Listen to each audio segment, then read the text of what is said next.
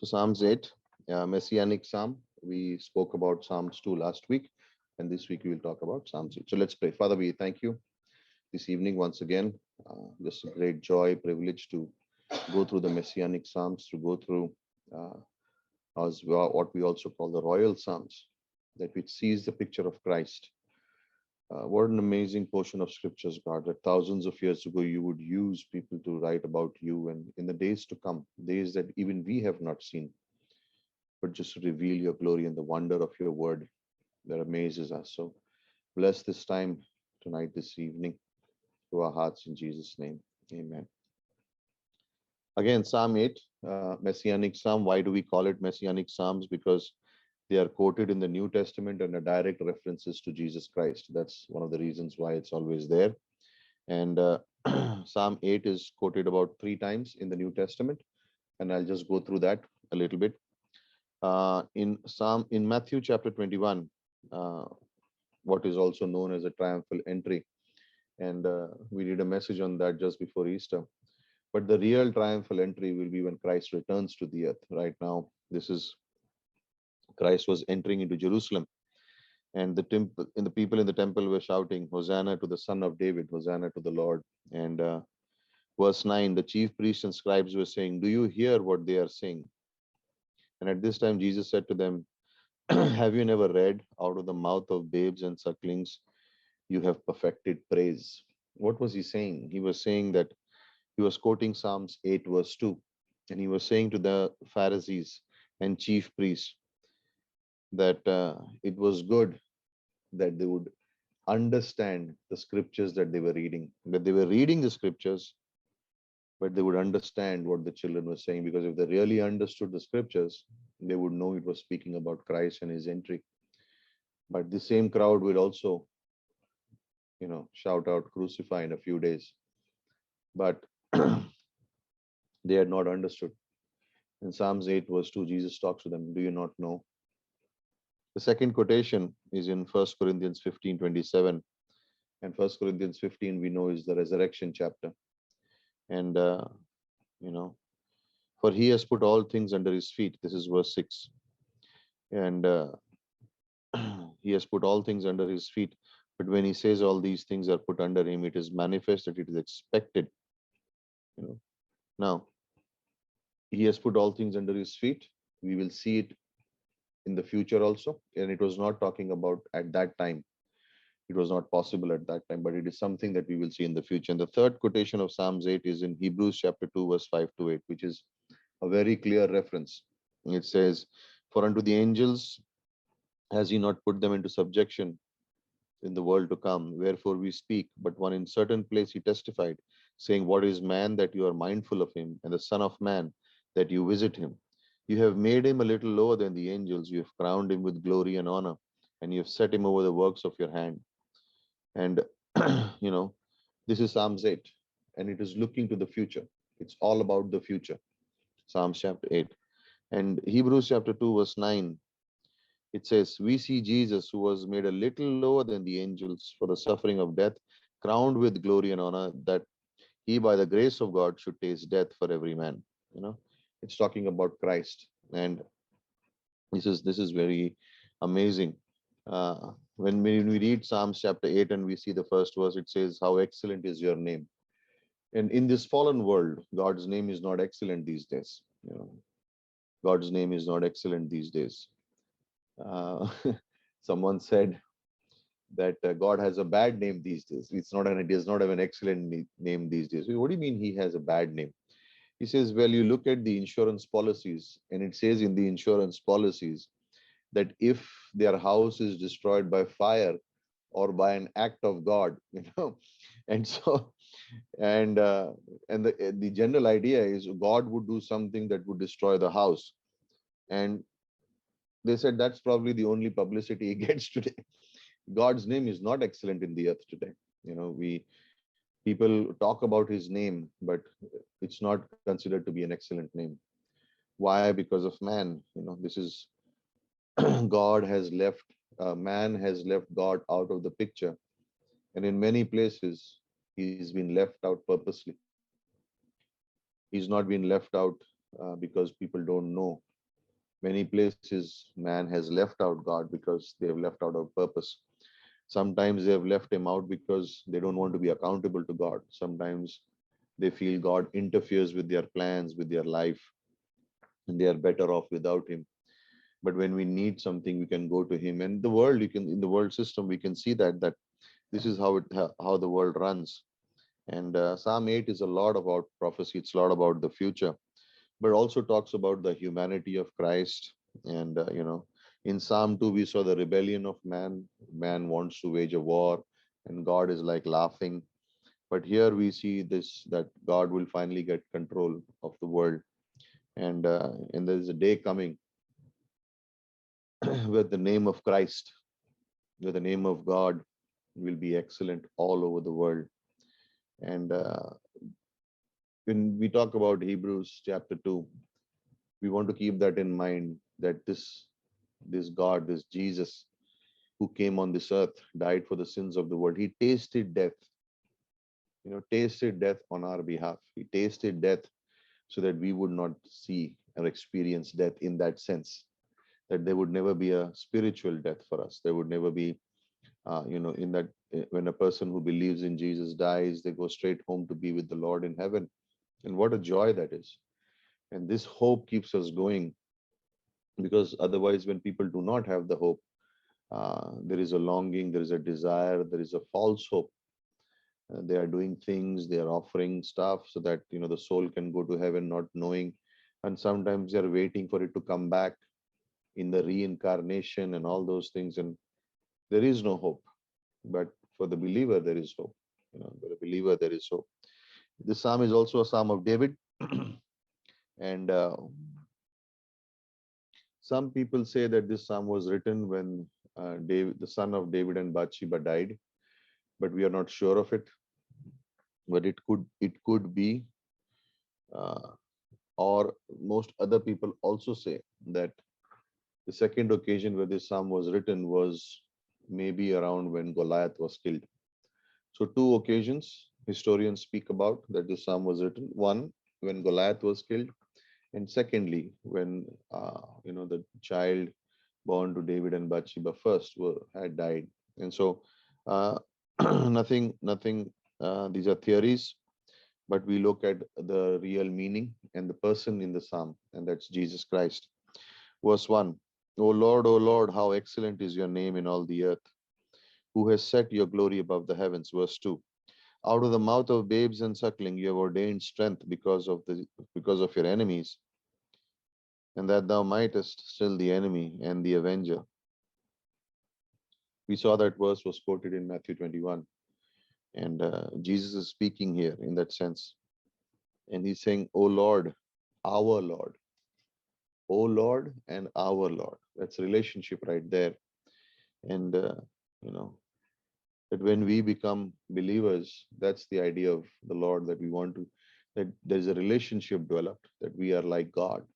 In the sense, we want to be more like Christ. We become like the children of God. And that's how God looks at us. And if you look at this psalm, you will see many things. You will see the Lord as a creator. You will see the Lord, you will see the work of nature. You will see creation. You will see man, and you will see a relationship. These are the few things that you will see in Psalms 8. You will see the Lord as a creator, and that's the basic aspect here. There is nature, there is man, and there is a relationship, and that's amazing, because it says, "O Lord, our Lord, how excellent is your name in all the earth." So that's relationship right there. And verse 2: Out of the mouth of babes and sucklings you have ordained strength because of your enemies, that you might still the enemy and be the avenger. And once again, when you think of this, that this is Christ in Matthew 21 entering into Jerusalem. And that's how the first coming was, that he would humble himself. He would not come as the king, he would come as a servant. He would come as a savior. He would not come as a judge. That's the second coming. That's when he's going to come and judge, when he comes as a king. But here he came in the first coming, he was a servant king. And he says, out of the mouth of babes, like he was a weak in that sense, in the eyes of the mighty empire and the soldiers and the chief. He was a weak person, but he was doing these marvelous things. He was yet so strong, yet so mighty. And he was a little one.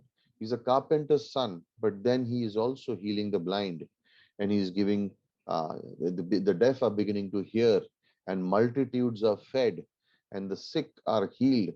But he is weak. He's a carpenter's son, and there is no when you look at him, it doesn't look like a king. There is no aura around him. There is none of those things.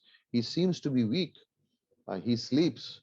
He gets tired. He gets hungry, and this is the servanthood of Christ, that he would become weak but he's strong. And this is the Christian's life, that yes, we get tired, yes, those things happen in our life, but we are strong because of the Holy Spirit in us, because of the faith that we have. We are strong, we are not weak. Yes, we get tired, yes, we are overwhelmed sometimes, yes, those things can happen, but we are strong because of the Lord. And in his first coming we see Christ, the man, his humanity. In his humanity, he is weak, but actually, he is not. He's the divine savior because he's going to taste death for us. He's going to be obedient to the Lord. And that's the beautiful part. That look, I mean, imagine David writing it and not even realizing that this is what is going to happen in the future. This is the Messiah. This is the Messiah is going to come and do those things. He's weak. He's weak. He's a servant. He humbles himself. He's going to be crucified, but yet he wins. Yet he is victorious. Yet he is the exalted one. Yes, he is seated on the high places. And all those things can happen, all those things happen. And this is amazing to see that, you know. And so, verse 3, when I consider the heavens and the work of thy fingers. I like that word. In the King James, I like the King James when I read Psalm 8. I'll tell you why. When I consider thy heavens, means your heavens, and the work of your fingers, the moon and the stars which you have ordained. And what's he saying here? Like God put those things in their places. What's the amazing thing when you correlate Psalm 8? In Isaiah 53, he says his arm brought salvation. But when he talks about creation, he says his fingers made the creation. And so what's the greater work? The arm brought salvation, but the fingers create the like the world. And it speaks about the value and the work of redemption, salvation, that is greater than the creation. And that's why it says in Romans chapter 1 that man has gone his way.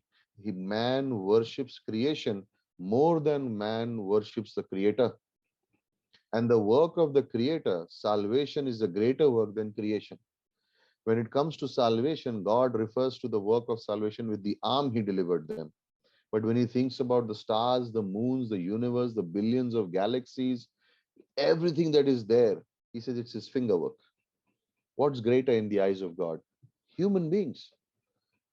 People are important to God. He says this is finger work. Crochet. Remember that? Finger work. Why is the world where it is today? Why are the stars where they are today? God has put them there. In our homes, like in this today, we can say, why is this happening? Why is that happening? Why is this put here? Why is that here? Why is the moon this way, sun this way, world this way? God put it there. That's his order. He's put it in its place. And you can look at, like, I think sometimes when our own cupboards, we arrange things the way we like them. We'll put the clothes in a certain way, we'll hang them in a certain way. Everyone has their unique characteristics. And if someone messes with it, we don't like it. If you are a books person, or if you are whatever things in your house, in the kitchen, like, you have things, you put things according to your preference, you put them in the places you want them. And if someone else comes and messes around with them, you get irritated, like, I want to keep these things here. Your fridge is kept in a certain way, the clothes. God does the same thing. He has kept the world in that way. That's the work of his hands. Why are the oceans where they are? Jesus put them there, and they are in the best place. Why are the stars in that place? Jesus put them there in their place, and it's the right order. He's put it there. You know, Why did Jesus come to die? It's his plan. It's his heavens. The work is his fingers, and he has ordained it. He has ordained it. And that's why, when you contrast the arm of salvation, Isaiah 53, and you contrast the creation is the work of his fingers, we worship the creator, not the creation. As I said, we have nature, we have creation, we have creature, and we have a relationship. Or you can see this in the first three Psalms, in the first three verses. But all the more reason that we do not worship creation. We worship the creator. Christ is the one. Verse 4. What is man that you are mindful of him, and the son of man that you visit him? Why do you love me? Why does God love people? What is man? Man is a sinner. Man disobeys God. Man is a total failure. Man has turned aside from God. Man disobeys God. And, and the psalmist is saying, what is man that you are so mindful of him? And the son of man that you visit him. We are visited by God. Sorry. Someone was asking this question today. Like, God hardened Pharaoh's heart. Isn't that unfair? And I said, you need to read Exodus correctly. It says 7 times before Pharaoh, God hardened Pharaoh's heart. It says, Pharaoh hardened his own heart. And then it meant 7 times he did that. It meant that in God's omniscience, he knew his heart is not going to change, but he gave him opportunities and opportunities and opportunities. And finally, from chapter 10 onwards, you begin to see God hardened Pharaoh's heart. But God would visit and show signs and miracles in front of Pharaoh so that could his heart have changed? God knew it wouldn't change in that sense. And Pharaoh is a type of Satan, a type of Antichrist, a type of Satan who does that work and does not want to let God's people go. He wants God's people to compromise and not go away from, the work that he is doing. But that's the idea. He does not like the Jews, wants the Jews to be wiped out. And man, why are you so worried about man? Why do you so visit man? You know why? Because Jesus came on the earth. Jesus would come. When was salvation planned? When did the cross happen? Before the foundations of the world. Before man was even on the earth, the plan of the cross and Christ would come and die on the earth was already planned. Redemption. Why is God so interested in man? Because he is his creation. God has made man.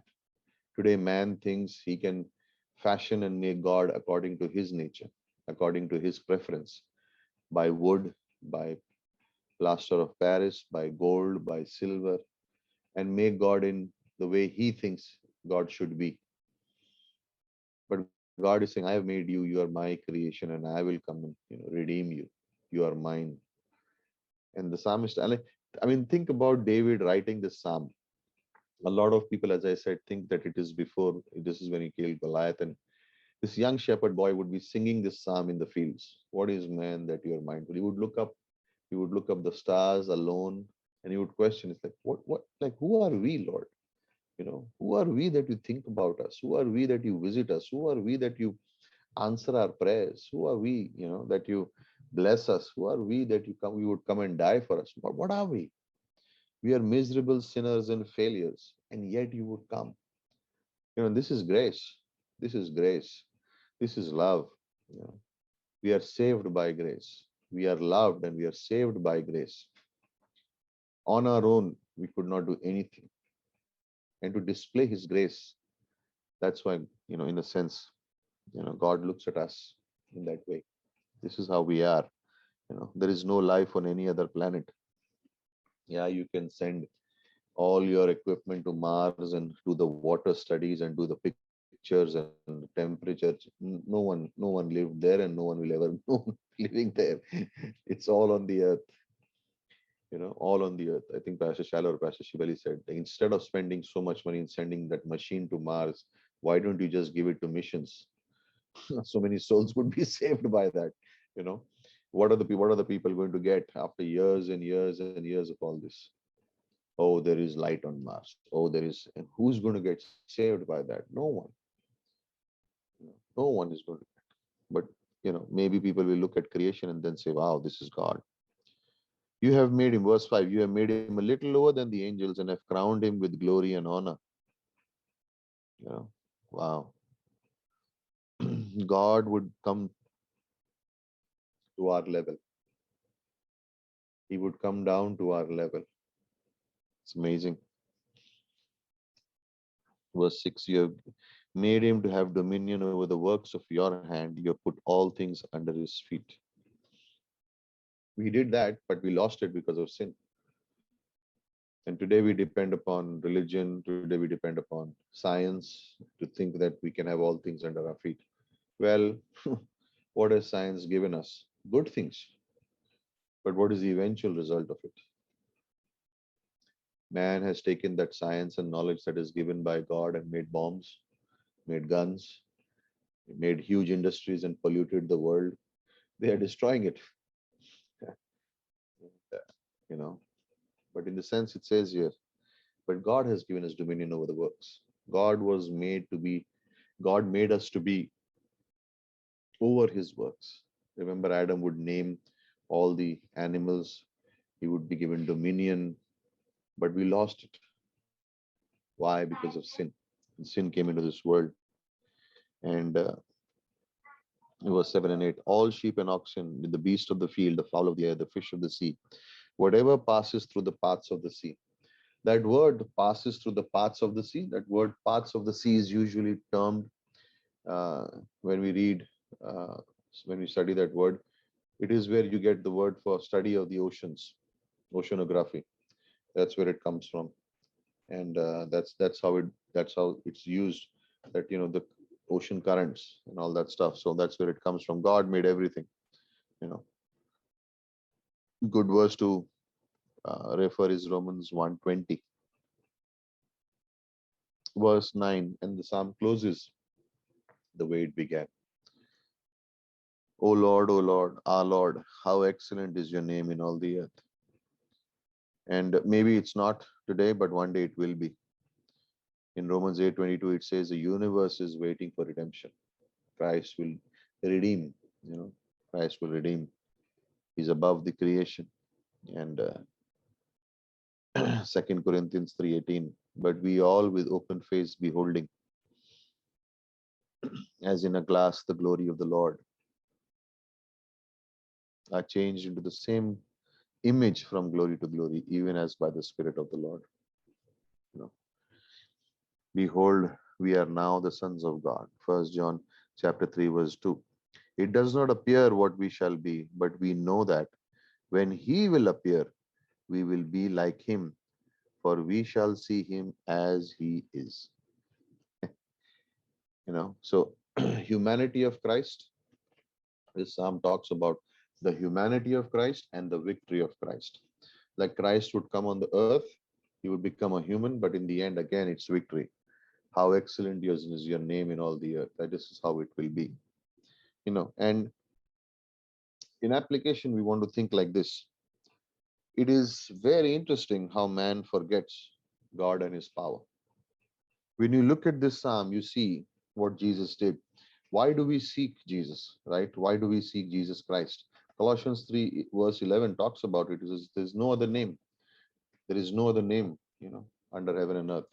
It's Colossians 3:11 because he's the only one. He's the only one that we seek. And what has happened in this world today?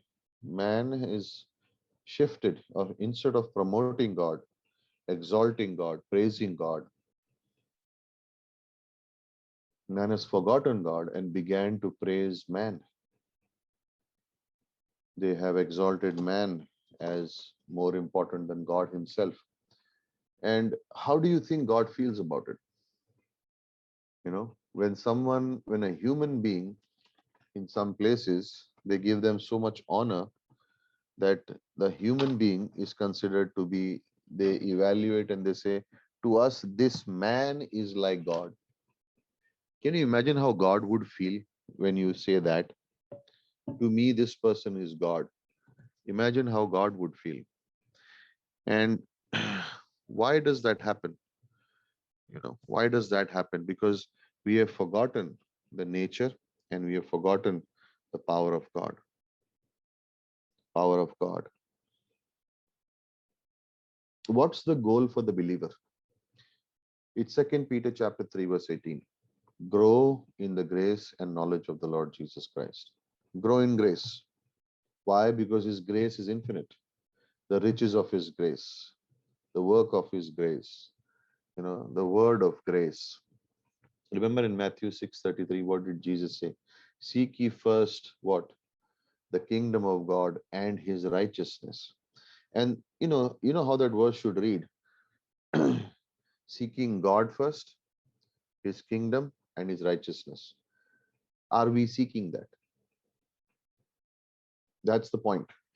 Like, how do I get to know God and the word of His grace? Seek ye first the kingdom of God. So seek God first, His kingdom and His righteousness. In a nutshell, are you excited to know about God? That's basically the whole idea. Are you excited to know God? Are you excited to know the grace of God? Are you growing in the grace of God? That's the picture. Now, the spiritual condition of man changes or goes down is because of one reason, is because man, even a believer, and I'm talking more about now in an application in the Christian life, like when Christians do not exalt or praise God properly, if we don't do that, then sometimes our spiritual condition of our lives are not good, and we are more prone to these four words. Now this is coming from the ABD class, and I studied it and thought about it, and it is very practical. He says these are the four things happens when man does not give God his proper place. When a believer, sorry, does not give God his proper place, when a believer is not excited to know God, and when a believer is not growing in grace. First thing that happens is there are hindrances that come in life, and the hindrances come because of my decisions. Why do these hindrances come? Is because we have not exalted Jesus Christ correctly. The second thing that happens often to us is distractions come in. Distractions come in, can come from my natural decisions or from other people. Third, we become obstacle conscious. We become circumstance conscious. We become insecure. Uh, People get moody. They become very moody. Why? And this is all leading to one. We have not exalted Christ correctly. And the fourth thing they said is your capacity begins to reduce because the mind is occupied with hindrances, distractions, obstacles, and it soon, begins to turn into physical problems. O Lord our God, O Lord our Lord, talking about creation and the Creator. We must learn to exalt God correctly. Remember when Paul was saved, he asked two questions. Who are you, Lord? And what do you want me to do? We all, the Christians, as Christians, we all ask the first question and we love that question. Who are you, Lord? But Dr. Stevens said that in the class and he explained it in depth, but I'm just saying it in short. He says, how many times do we take decisions without asking that second question? What do you want me to do, Lord? And he says, that's where, the exalting of Christ, lifting up of Christ, praising God, that's where it comes in. Like, what do you want? What would you have me do, Lord? You see, the second question is the most important question.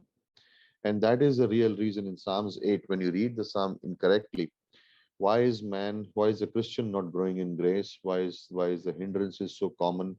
Why are obstacles, why are these distractions so common? Because we are not exalting God. We're not exalting God. And sometimes you do not ask this question, what would you want me to do? And God is saying, seek me with all your heart, with all your mind, with all your soul.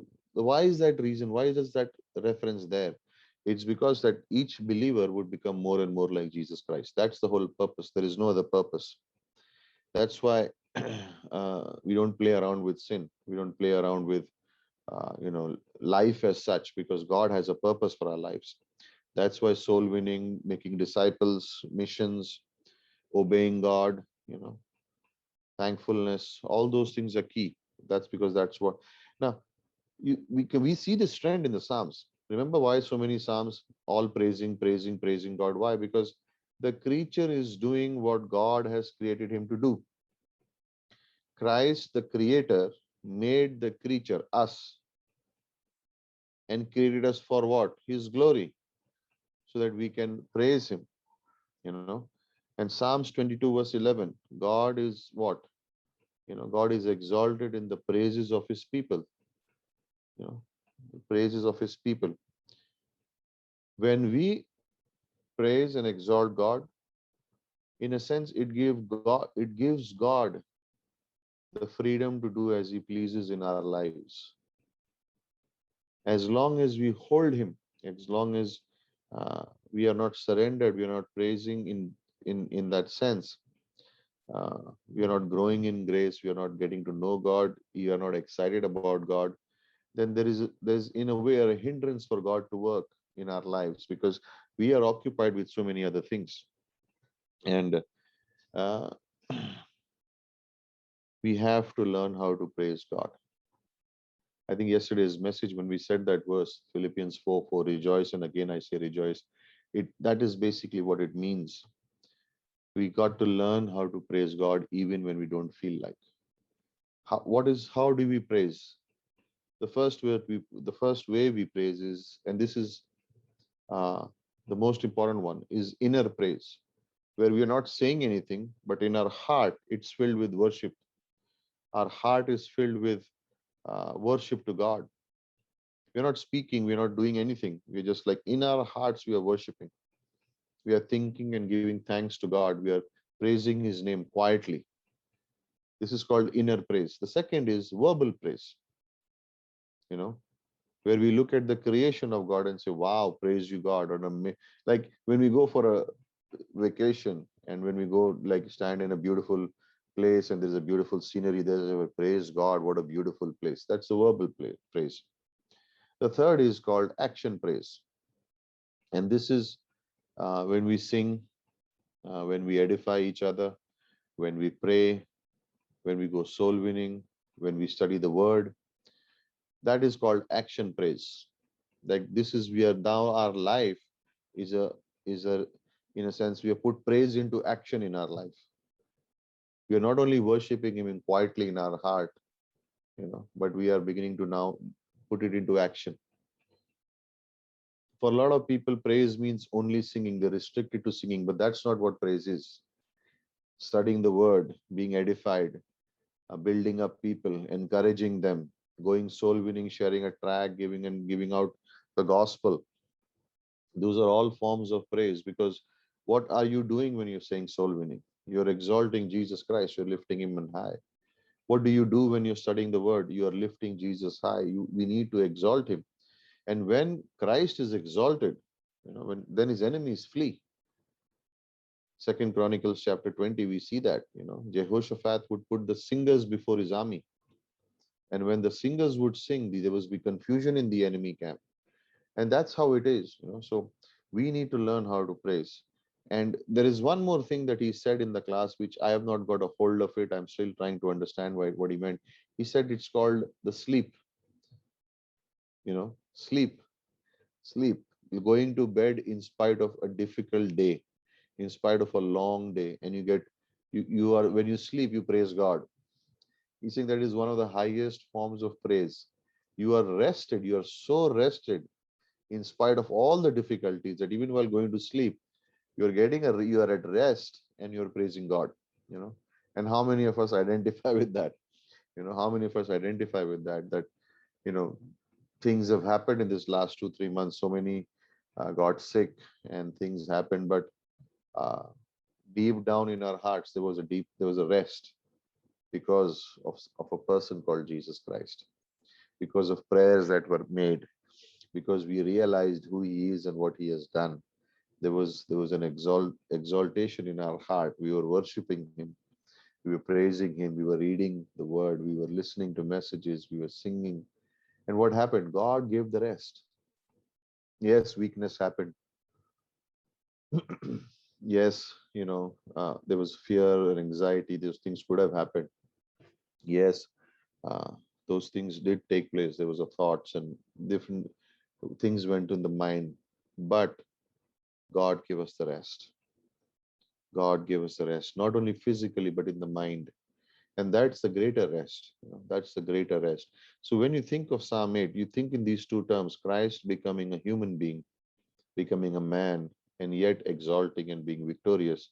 But when you think of Psalms 8 in a practical way, that this is where God needs to be put in our life. He's He's the most important one, and he needs to be given his proper place. When does the problem begin? When man puts himself before God. That's why some people will never accept Christ, because they put themselves before God. For them, they are more important. And that's why they are destined to go to the lake of fire, because they have put themselves before God. When man puts himself before God, pride comes in. All those things happen. And only way is to turn back to God, give him his right place. And when we do, and when we exalt him and praise him, then this how excellent is your work, how excellent is your ways, how excellent are you in this world. And what an amazing day it will be when his rule is established on the earth, and you and I will be his cabinet members, ruling along with Christ on this earth. What an amazing day that will be, isn't it? So, amen. We will open it up for questions, comments, or anything else that you would like to share. Maybe if someone wants to share a testimony, please go ahead.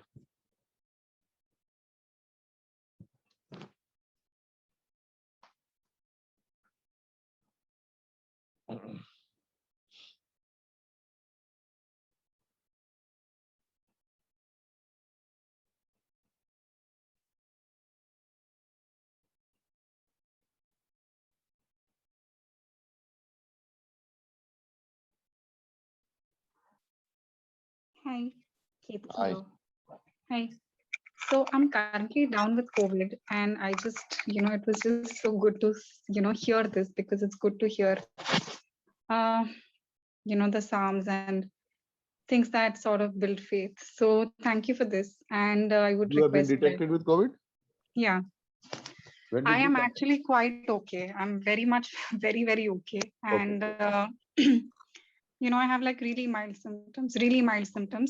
Just want to thank God for that. And yeah, it's just that, like I'm just, I mean, I, I don't know what to say, but I'm just thankful that, the symptoms are very mild. I don't feel anything like I just probably have one symptom now. I feel tired. That's about it. Yes. So, it was like, been also reading Psalms, helpful to, have something positive going in your mind during this time. Yeah. Yeah. Yeah, we'll pray for you, Kirti, okay? Thank you. Thank you. We'll keep that in prayer, so yeah. Okay, so we have a question. How can we make action praise a part of our daily life? Action praise is how do we praise God, right? So here is one thing, like maybe let's say we are used to singing in the church, and we sing, and we are singing worship songs, we sing praise songs. That's a form of action praise.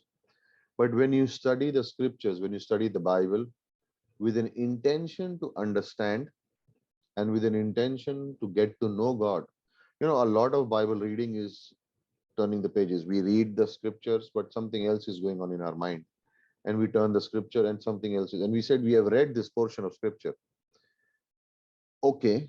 But the praise, exalting Jesus would be to understand what is being written and how can I apply it in my life to make it so that I can be more like Christ. That's a good way. Am I seeking God? Like, am I seeking God, understanding God's grace? You know, so many times people will look through the passages of scripture and quote them and make it sound so legalistic that it sounds like God is like, a taskmaster, but get to know God's grace, soul winning, sharing the gospel, praying for someone, you know, ask when we pray, we are saying, Lord, you know, not just saying, Lord, praise your name, but that word prayer in that sense would be a relationship where we can talk to someone and God and be very specific with God, that to touch someone's life, to love someone, to make a difference in someone's life. And maybe we don't know the people. Maybe we just take the names and pray for them and get to know, Lord, we want to know you, praising his work in the life of people. How many times do we do that? Like, thank God you worked in so and so's life. That's a form of praise because you are giving credit to God for what is happening in a person's life. You are giving credit to God for what is happening in the church. And that is a habit. It develops over a period of time. It's not automatic. you know uh, Edifying someone, calling someone up and encouraging them and reminding them about how good God is and what God has done. And like, I do not know if everyone's heard the message yesterday, but that's what we talked about, that it is so easy to hear what the world is saying, what the world is doing, and what the problems are being faced, but God's goodness has not changed. It's not that he is not in control, and we cannot look at these things that are going around and saying, see what God is doing. None of us, none of us deserve to live. None of us deserve that Christ would come and die on this earth, but he did. And what was the reaction of man? That's what Psalm says, right? We are not interested in the creator. We are interested in his creation. We are interested in the creation. We are not interested in the creator, because I can live life in my own way. But the goodness of God has not stopped. We have no clue. We have no clue of what God is doing. Like we spoke last week also about the mystery. Like, how is he reaching to so many? He may be reaching to so many people. You know, like uh, there is this shortage, that shortage, and God is miraculously making things happen. Like Ketki said, thank God I have mild symptoms. That very aspect is like praising God in that sense. I have mild symptoms. Like, thank you, Lord, that it is not severe. That is what praising. So, studying the word is one of the greatest forms to praise. Like, really disciplined study, really disciplined study. And that's the whole idea, So it's a little bit of a habit, but I think the action praise should always lead to the inner praise. That there has to be a way where a believer learns how to praise God just quietly. You know how that will happen? When you know the word well, you keep bringing up the verses in your heart and mind that talk about the goodness of God, the grace of God, the love of God, the work of God, and you keep thinking about those verses, and you develop this pattern in your heart, and you think, Lord, thank you.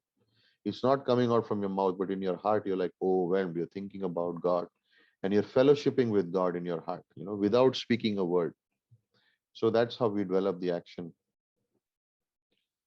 praise in our life. And it's not a big task. It's not something that is big. It's a small little details, small little things, and enjoy doing what you're doing. That's the basic idea. Enjoy getting to know God. Enjoy and keeping Him first. Always ask this question to yourself: am I growing in the grace of God in my relationship with God? And am I growing in my relationship in grace with other people? Like, it's you think about it. Each one has to answer it for themselves. Am I getting to know God by His grace? Or my picture of God in my mind is He's tough, He's a punisher. He's always like, if I do something wrong, then God is going to make sure that what you sow, you will reap. And it can be true to a certain extent, but the grace of God is, overseas in that sense. Am I growing in my relationship horizontally with people? Do I look at people and judge them quickly? Am I forgiving? Am I revealing Christ? Am I, sharing? So that's a personal question that each one of you has to answer. I have to answer that to myself. Like, am I growing in that knowledge of God and the grace of God? It's a lifelong experience. It's a lifelong thing. It doesn't happen in a day. It doesn't happen in a week. It doesn't happen in a month. It's a daily thing, you know. And it does not mean that someone who's been doing it for 20 years is much better off than I am. They may be, but it does not mean that, grace is not a leverage, someone more, someone less. No, the deeper understanding of God that you get, the more you know about the grace of God, the more you will be rested. So, uh, one shared about common grace of God in a lecture. I would like to know more about this common grace. Okay, so there are different types of grace. One is called uh, common grace. There is saving grace. There is efficacious, different graces. But I'll talk about what is common grace. I'll address the question. So, common grace is given to everyone. Everyone gets to breathe the same air. Everyone gets has access to the water. Everyone has been created with a heart, mind, and soul. Everyone has the capacity to get to know God. God gives grace to every person. The common grace given to a human being is so that tomorrow they will realize, of any day in their life, they will realize, how did this happen in my life? A certain person is a talented person and becomes a superb musician while others struggle. But someone else is a great athlete. Someone else is a very sharp mind and they can become a scientist. Someone else is very good in banking. Somebody else may be very good in mathematics. Who gave them these qualities? It is not genetic. It is not from the fire. It's common grace. God gives the grace. Someone becomes a great musician. They are a very good musician. Who does that? God's grace. It is God's grace. God is the creator. We are His creation. This is not passed from parents to children. Genetically, I can understand that. But who gives these people these things? God does. Why should they get access to the air? Why should they get the same access to oxygen? Why should they get, in that sense, common grace. But everything in common grace is so that man would turn to the Creator, that they would understand that we are not here on our own. Like this capacity that I have now, is God given capacity. Like even unbelievers say that, it's a God given capacity. But who's the God? You know, is it your own God or is it the one who really made you? He's God gifted. Yeah, but that's exactly right. It is God gifted, but get to know the real God, get to know the real, true, and living Savior. And Romans 1 is a lot about it. Every common grace. The man has the sense to look at a picture and say, wow, beautiful picture, beautiful trees. Oh, great fruit. Wow, the mangoes are tasty and sweet. you know, oh, this ice cream is whatever. Who put that in them? Common grace. God gives it with a purpose so that they would get to know the true and living Savior. And Romans 8 says, and creation calls out, creation reveals the Creator. And that's the purpose. Common grace has been given to every human being in the same proportion with the purpose so that they would get to know God. And when they come and approach God, then by His grace, He saves them also. When they are revealed and they say, God, I want to know you. And this is true because I remember this missionary sharing with a person, and the person who kept arguing and arguing and arguing, and he said, I can say one thing to you. You want to know who the real God is, go to your home, close yourself in a room and say, God, whoever you are living, whoever you are the true God, reveal yourself to me. And He will. And it is true.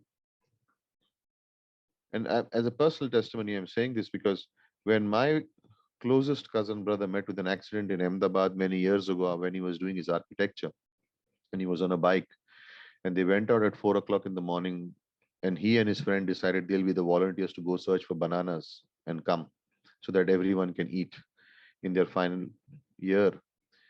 And they were hit by a truck in the middle of the road, and they lay there for 3 hours before help came. And the guy who was driving the bike, died, and my brother was paralyzed instantly on the spot. And for 3 hours, he was shouting in the night, but no help came. And when he came and he was being airlifted to Delhi, and the doctor said he won't, no, it's very little chance that he'll survive. And I went to a temple in my house. I did not even know Jesus Christ. And I went and said, I don't know. And this is before the story.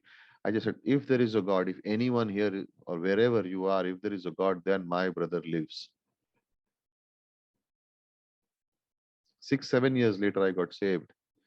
And the day I made the salvation prayer, the first thing that God brought to my mind was this. Remember, you had prayed for your brother. If there is a God, real God, then my brother lives. My brother is alive today. It's 30 years since the accident.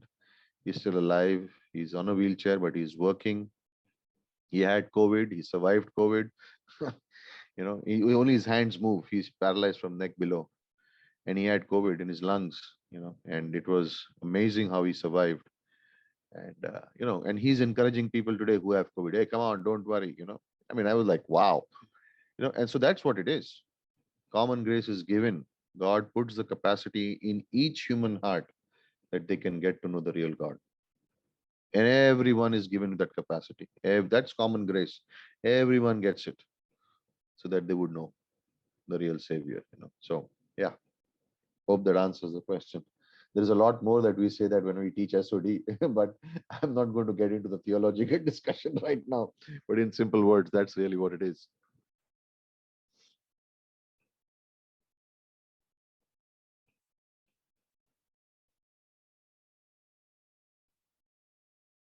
All right, we have a couple of minutes. Anyone else has a question, anything, we'll answer, or then we close. You're welcome. By the way, I found out that the IPL game is also cancelled today because some players of the Kolkata Knight Riders got COVID. So the game is cancelled. So there we go. It's affecting there too.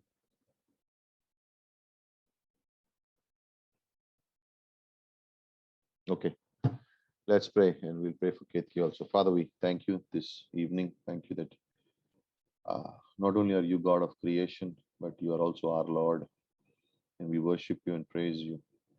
We pray as we grow and continue to understand the scriptures, give us a deeper understanding, encourage our hearts, bless the work of your hands, Father. Thank you for this time, this day that you have made, and we will rejoice and be glad in it, and continue to bless and motivate us.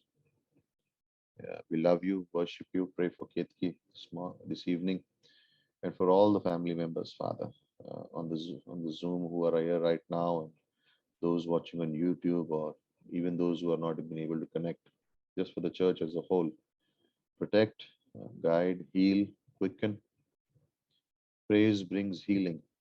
It's amazing that just a lifestyle of praise quickens our bones, quickens our bodies, Father. Teach us to exalt you, to grow in grace.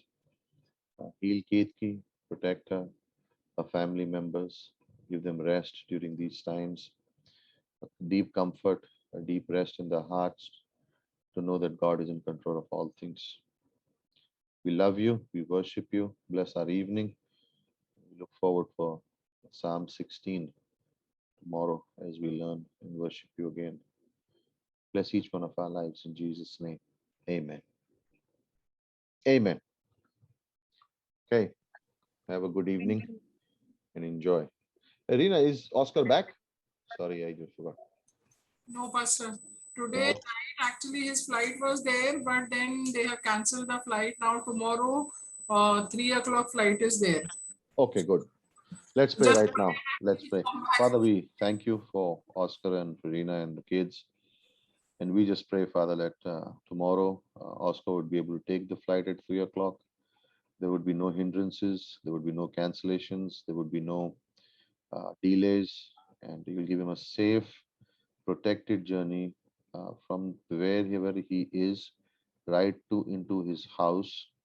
Put a shield of protection around him, cover him, strengthen him, joy during these times, take away all fear, and take care of Rena and all the kids at home as in great expectation, and bless them all, Father. In Christ's name we pray.